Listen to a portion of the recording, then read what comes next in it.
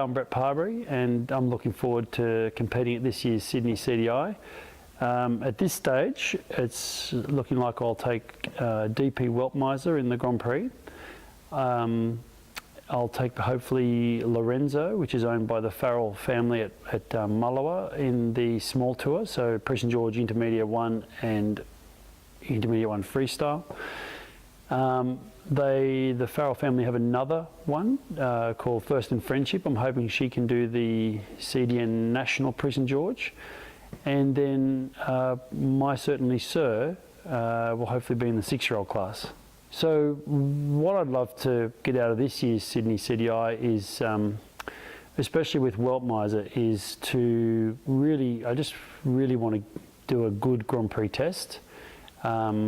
We had a very good year last year, but this year I'd love to do it again. It's the Olympic year, and I'd love to try to just be at my best for Sydney, and that's what I'm working towards. Every 4 years we get Olympic fever, and this year will be no different. The Olympics this year are in Rio, and this year's Sydney CDI has been brought forward a couple of weeks from their usual date, to allow any horse any competitor that wishes to compete in Europe enough time for their horse to then travel to Europe to make it for the selection event. So I think that's a very good foresight from the committee that organised the Sydney CDI, Tony Venhouse and team, to do that, because it gives the Australian spectators a chance to watch some of the Australian-based people who wish to compete at Rio.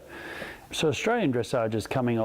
We've come a long way, and we've got a lot further to go. But we're I think this year, looking at Rio, a very realistic goal for the Australian team would be to get an average score over 4 riders of above 70%, and I think that's achievable.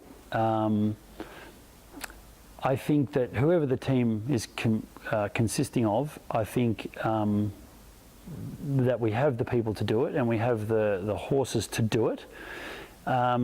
Yeah, so I think whilst the rest of the world are getting stronger all the time, we're getting stronger all the time, and I think what would be a very good goal for us, you have your top nations, you know, your Germanys, your England, your Holland, Sweden, America, those top nations, and then you have a second tier.